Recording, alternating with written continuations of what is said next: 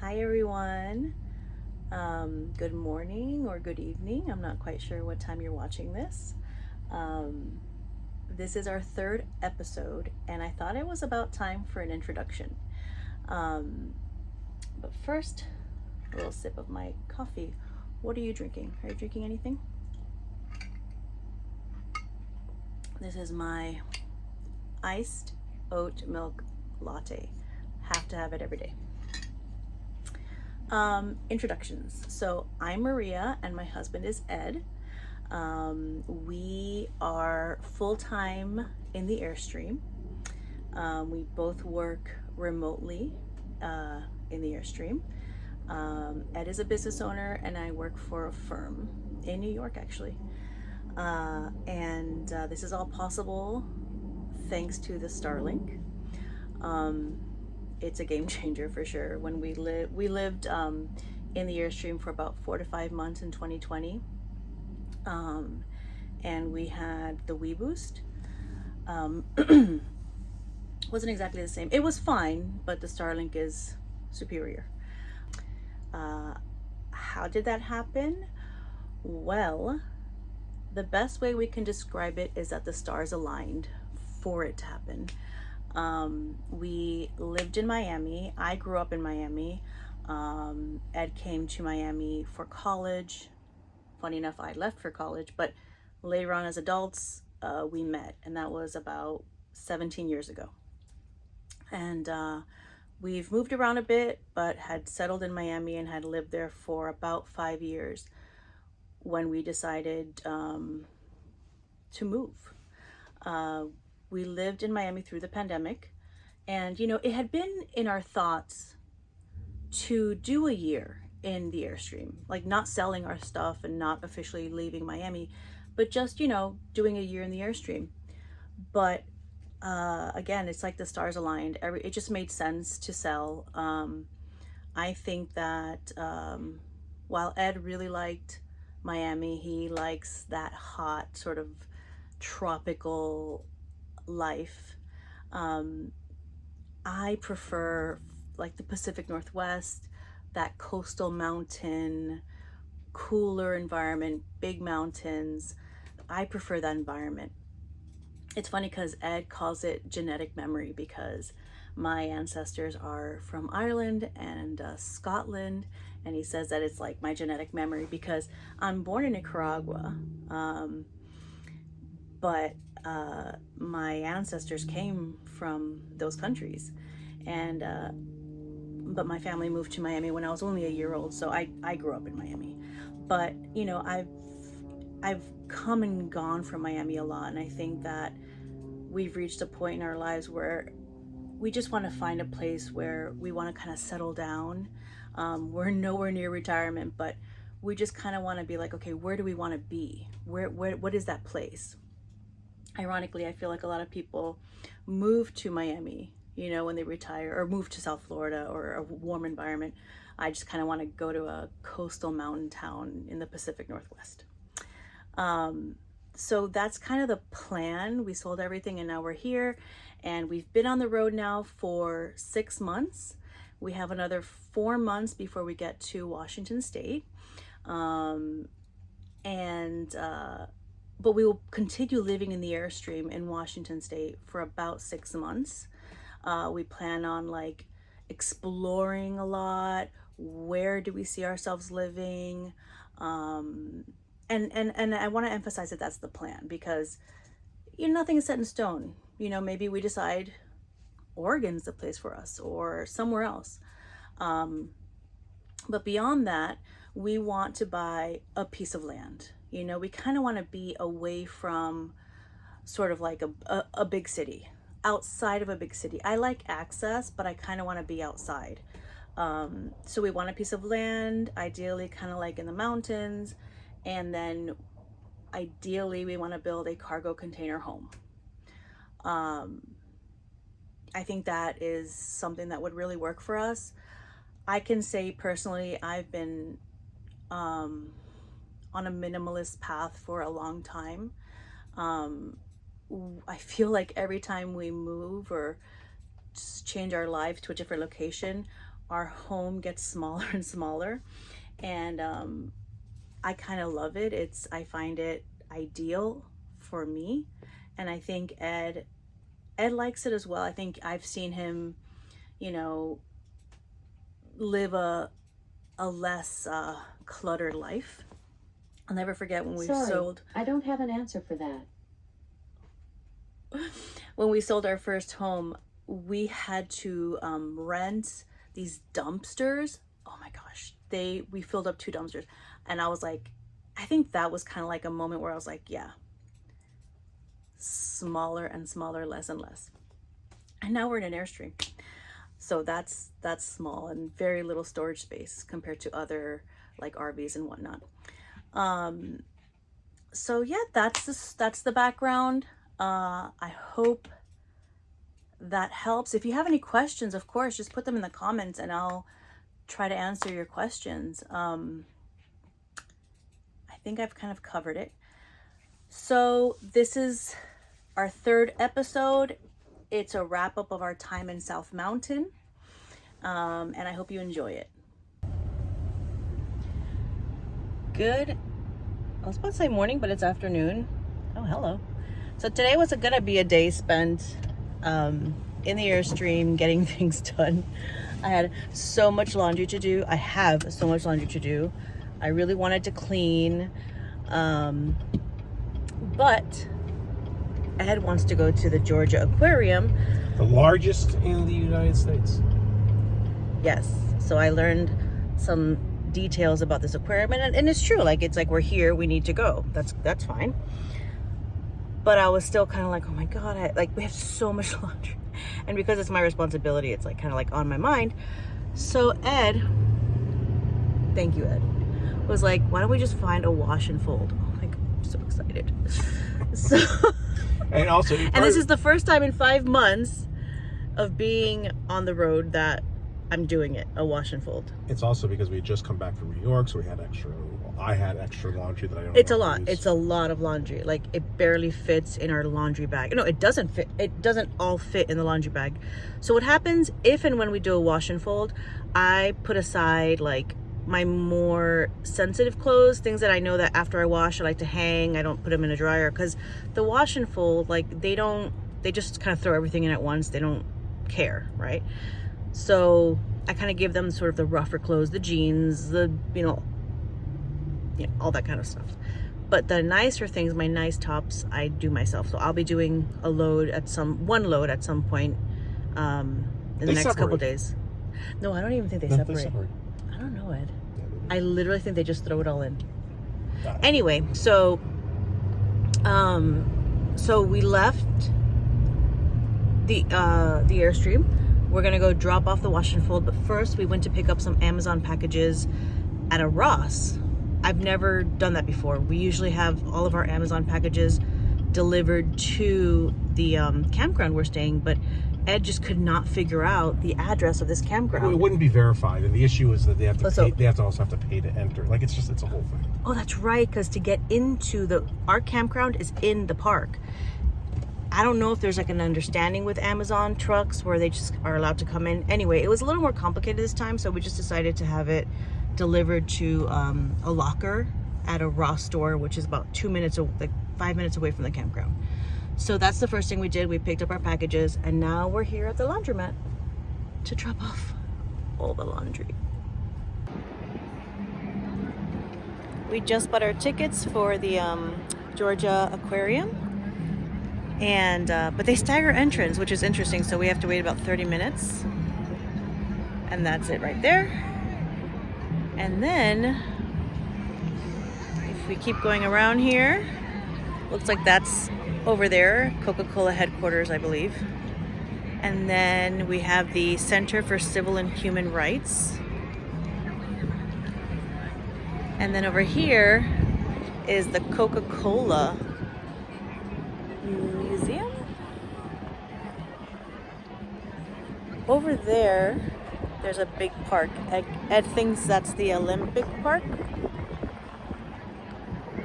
This is the largest aquarium in the United States and 3rd largest in the world.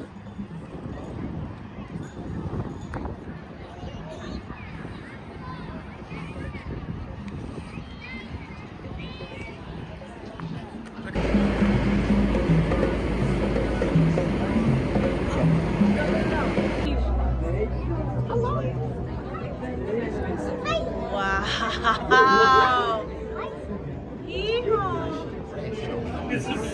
In mezzo mangiando.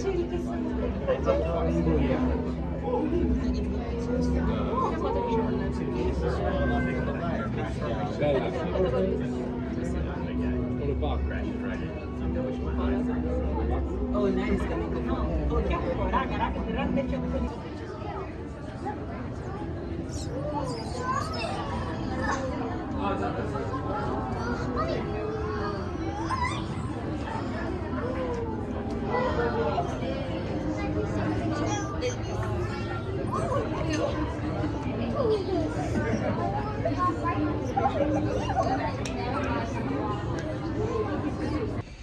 We're just getting some gas right now, and then we're on our way to Whole Foods to get dinner. We're gonna go for some cod tonight. How much was the gas? 133. That's not bad.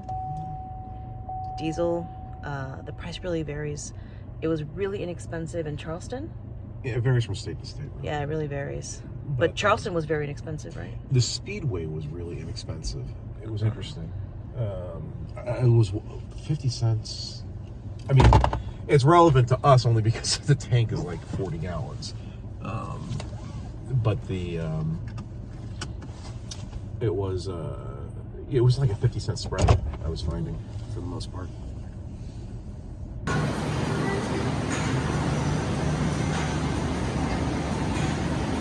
Super 630.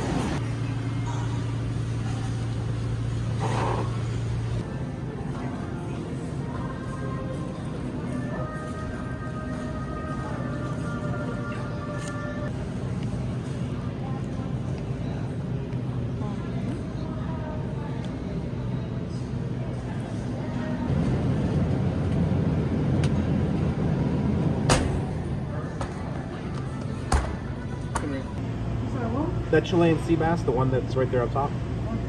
Yep.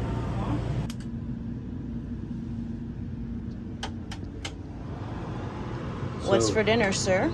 Tonight we are having flank and short ribs and grilled sea bass with a soy honey glaze.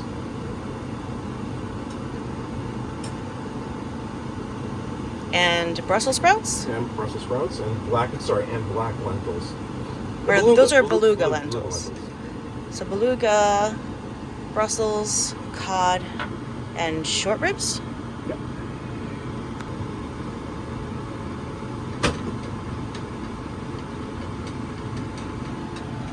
Melting the honey a little bit? Yeah, it was because it was so hard. I've already seasoned the short ribs, so I just need to add. The only thing that was missing was honey. When I do the glaze for The cod? cod, I'll actually mix it there.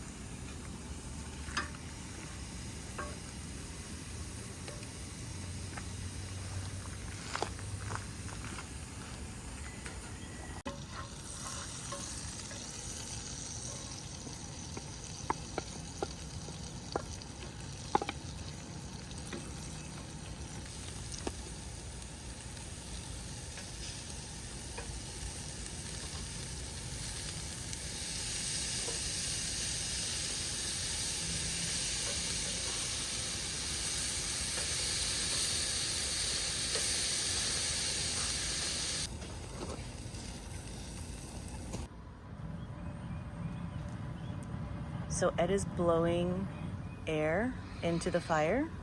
Bless you. To give it life. It's a cool little device called pocket bellows. And it's like telescopic, so it collapses to fit in here. But it really, you know, you blow the air into the fire and it really gets it going. It's awesome.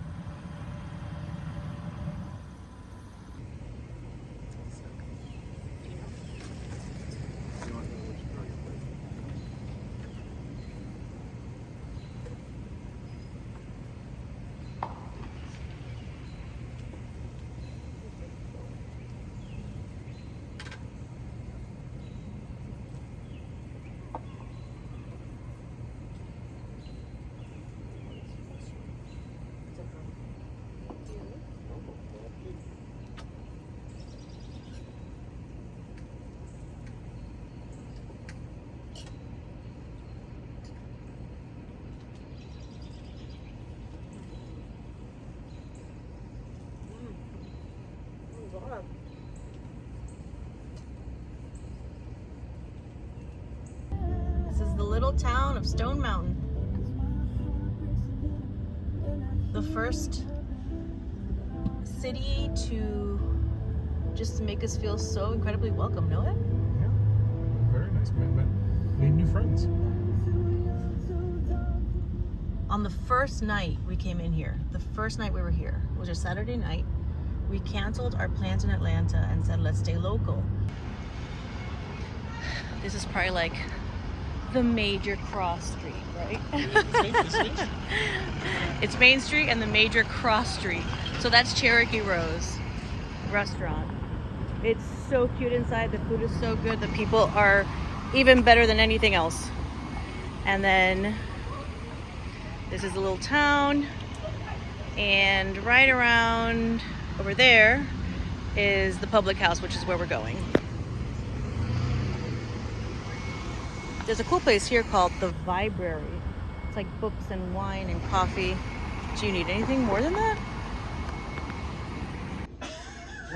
It's Murphy's Law. It's Murphy's Law of...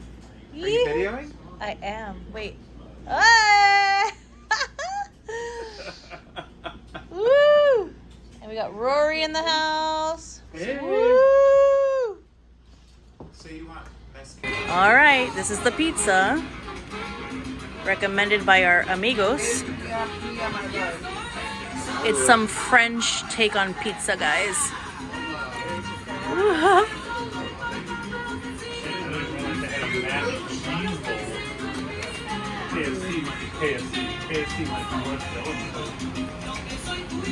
What's the verdict? Yeah, and I got a double drop so I could play you up. Yeah. Is it hot, hot? No? Very Yes? good. Very good. Okay.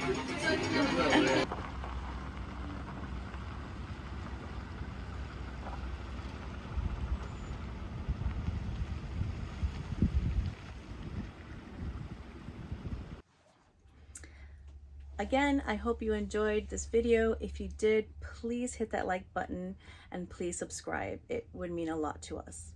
Our next stop is Chattanooga. It's funny because when we were first planning this trip, I just wasn't sure how I felt about it. But now, after watching videos and reading different articles and whatnot, I'm actually really excited about it. I'm looking forward to it. They have like a really big outdoor lifestyle culture. There's a lot of mountains around there, so I'm very excited about that. And given the size of the city, I was really surprised by the number of sort of like really good restaurants and cafes, and they also have a lot of breweries, so that's really cool. So yeah, I'm looking forward to it, and I can't wait to share those videos with you all as well. Take care.